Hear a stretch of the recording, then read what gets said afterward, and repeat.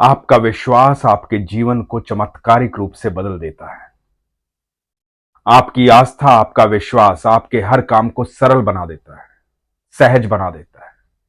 ईश्वर तो हर समय आपके साथ रहते हैं, हर पल आपके साथ रहते हैं, लेकिन जैसे ही आपका विश्वास जागृत होता है तो आपकी सारी इंद्रियां उसी विश्वास को प्रगाढ़ बनाते हुए आपको ईश्वर की अनुभूति करवाती हैं। आपको कहीं से खुशबू आती है, कहीं किसी के भीतर ईश्वर दिखाई देते हैं, कहीं कोई विग्रह दिखाई देता है, कभी सपने आते हैं। आपको चारों तरफ ठाकुर जी की अनुभूति होती है, राधा रानी की अनुभूति होती है। यह विश्वास आपकी इंद्रियों के वो द्वार खोल देता है जो अब तक बंद थे। वो चमत्कारिक नेत्र आपके पास आ जाते हैं जिससे आपको ईश्वर दिखाई देने शुरू हो जाते हैं। तो सबसे जरूरी चीज है विश्वास। इसीलिए मैं हमेशा विश्वास की बात करता हूं। ये प्रसंग सुनिए, बड़ा अद्भुत प्रसंग है। हरे कृष्ण दोस्तों, मैं हूं अनुज शर्मा। प्रमोद मिश्रा कानपुर के रहने वाले। कानपुर में इनकी बेकरी है। ये केक बनाते हैं। बताते हैं कि इनके बनाए केक हर मंदिर में जाते हैं, आश्रम में जाते हैं, शुद्धता का पूरा ध्यान रखते हैं, ठाकुर जी की बहुत सेवा करते हैं, अनन्य भक्त हैं ठाकुर जी के। इनके बड़े सुंदर से लड्डू गोपाल हैं, लड्डू गोपाल की सेवा करते हैं। हर कार्य में ठाकुर जी को याद करते हैं। कहते हैं कि मेरे जीवन में जो कुछ भी है मेरे कन्हैया का है, मेरे लड्डू गोपाल का है। मेरे लड्डू गोपाल साधारण नहीं है। मेरे लड्डू गोपाल मेरी बात सुनते हैं, मेरे लड्डू गोपाल मुझसे बातें करते हैं, मेरे लड्डू गोपाल हमेशा मेरे संग रहते हैं, मेरी सारी बातें सुनते हैं। हमारे घर की सारी बातें उन्हें पता है। हमारे घर के मुखिया हैं वो, सब कुछ है लड्डू गोपाल। मेरे सर्वप्रिय हैं, मेरे सब कुछ हैं।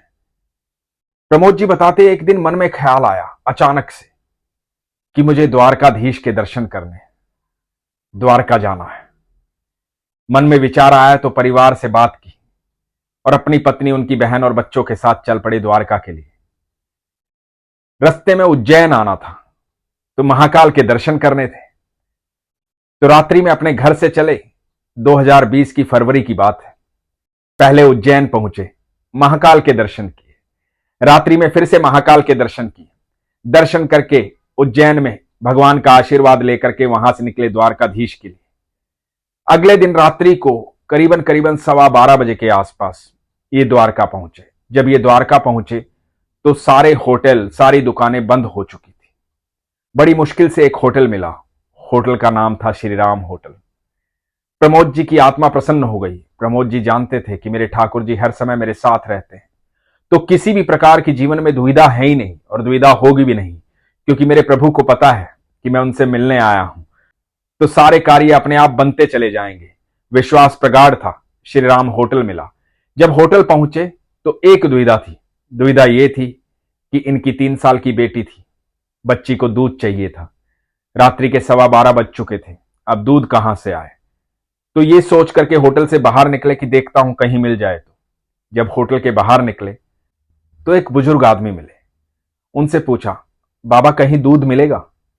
तो बाबा ने बताया, हां बेटा, आगे चौराहा आएगा, वहां से राइट लेना, एक दूध की दुकान है, शायद तुम्हें खुली मिल जाए, दूध मिल जाए। तो ये आगे गए। इन्हें दुकान खुली मिल गई। और कमाल की बात तो ये थी कि सारा बाजार बंद था, सिर्फ एक दूध की दुकान खुली थी और उस दूध की दुकान पर उतना ही दूध मिला जितनी इनको आवश्यकता थी। मन प्रसन्न हुआ। इनके मन में यही भाव था कि मेरे ठाकुर जी ने सारी व्यवस्था कर रखी है, मेरे कान्हा जी ने सारी व्यवस्था कर रखी है, तो मैं निश्चिंत रहता हूं हमेशा, क्योंकि मुझे पता है मेरे ठाकुर जी हर समय मेरे संग चलते हैं, मेरे साथ रहते हैं। रात्रि बीती, सुबह हुई। द्वारकाधीश के मंदिर पहुंचे। बहुत भीड़ थी। ठाकुर के चाहने वाले दूर दूर से आते हैं। द्वारका के राजा, मेरे कन्हैया, मेरे ठाकुर, उनसे मिलने लोग दूर दूर से आते हैं। ठाकुर जी के पास तो मिलने वालों की लाइन लगी रहती है। उस दिन भी बहुत बड़ी लाइन थी, बहुत बड़ी लाइन थी। तो प्रमोद मिश्रा जी ने अपनी बेटी को अपने साथ लिया, 3 साल की बेटी को गोदी में लिया और इनकी पत्नी और उनकी बहन लेडीज लाइन में लग गई और ये इधर लाइन में लग गए अपनी बेटी के साथ। बड़ी धक्का मुक्की हो रही थी, लाइन लंबी थी। ये खड़े थे, ठाकुर जी को याद कर रहे थे। ये बताते हैं कि जीवन में आज तक कभी ऐसा नहीं हुआ कि मुझे किसी भी तरह का कोई भी कष्ट हुआ हो। मेरे रास्ते अपने आप खुलते चले जाते हैं। ठाकुर जी को याद कर रहे थे, ठाकुर जी के दर्शन करने के लिए ललायत थे, ठाकुर जी से मिलना था। लेकिन बच्ची परेशान होकर के लगातार रो रही थी। छोटी बच्ची है, परेशान थी, रो रही थी। तो इतने में बताते हैं कि एक युवक आया, एक बहुत सुंदर युवक आकर के इनसे बोलता है कि आप यहां लाइन से हटिए, बाहर आइए। तो प्रमोद जी ने कहा कि नहीं भैया, मैं लाइन से नहीं हटूंगा, बड़ी मुश्किल से लगा हूं, मेरा नंबर आ जाएगा अभी, तो मैं यहां खड़ा रहूंगा। तो उस युवक ने कहा कि आपके हाथ में बच्ची है, रो रही है, मैं कह रहा हूं कि आप लाइन से हटिए, आप इधर आइए।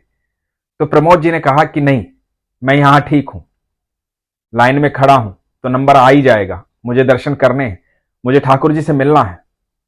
तो युवक ने कहा कि आप मेरे पीछे आइए। पता नहीं क्या आकर्षण था उस युवक की बात में, ये लाइन से हट गए और ये उस युवक के पीछे चल पड़े। पीछे चलते रहे, वो युवा इनको वीआईपी गेट में ले गया, ये उनके पीछे चलते रहे। वो युवा पहुंचा गोस्वामी जी के पास और कहा कि इन्हें दर्शन करवाइए, इन्हें प्रसादी दीजिए, और वो युवा चला गया।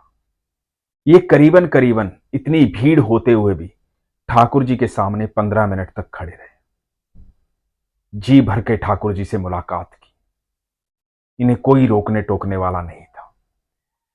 ठाकुर जी से ढेर सारी बातें की। मन में अचानक से आया था द्वारकाधीश से मिलना है, तो द्वारकाधीश से मुलाकात हो गई। इतनी भीड़ होते हुए भी पल भर में ठाकुर जी के सामने पहुंच गए। गोस्वामी जी ने इनको प्रसाद दिया, चुनरी दी। वहां से चुनरी और प्रसाद लेकर के ये प्रांगण में आकर के बैठ गए। प्रमोद मिश्रा जी बताते हैं कि करीबन करीबन 2 घंटे तक मैं वहां बैठा रहा, भगवान की आराधना करता रहा। 2 घंटे बाद इनकी पत्नी और उनकी बहन इनके पास आए।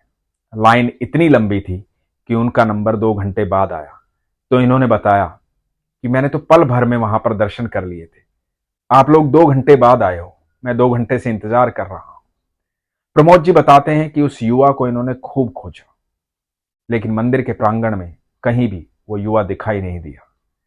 प्रमोद जी बताते हैं कि वो मेरे ठाकुर जी थे। मेरे ठाकुर जी यूं ही आते हैं, मेरे ठाकुर जी हमेशा मेरे संग रहते हैं, मेरे साथ रहते हैं, हर पल मेरे साथ रहते हैं। दोस्तों, जब आपका विश्वास प्रगाढ़ होता है, आपकी आस्था मजबूत होती है, तो आप यकीन मानना, आपको हर एक के भीतर ईश्वर दिखाई देते हैं। और जब आपकी दृष्टि ऐसी हो जाती है कि आपको सबके भीतर ईश्वर दिखाई देते हैं, तो आप यकीन मानना, अनंत ब्रह्मांड आपके लिए कार्य करना शुरू कर देता है, क्योंकि आप ईश्वर के चहेते हैं, ईश्वर के प्रिय हैं। अनंत ब्रह्मांड का मालिक आपका दोस्त है, आपका भाई है, आपका पिता है, आपका मित्र है, आपका सर्वेश्वर है। वो अनंत ब्रह्मांड का पिता है, वो हर समय आपके साथ रहता है। तो वो दुश्मन के मन में बैठ के भी आपके कार्य करवा सकता है। ठाकुर जी के लिए कुछ भी असंभव नहीं है, क्योंकि उनके शब्दकोश में असंभव है ही नहीं।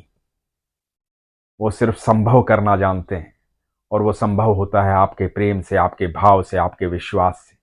इसीलिए हमेशा कहता हूं, अपने विश्वास को मजबूत रखिए, अपना ख्याल रखिए। हरे कृष्ण।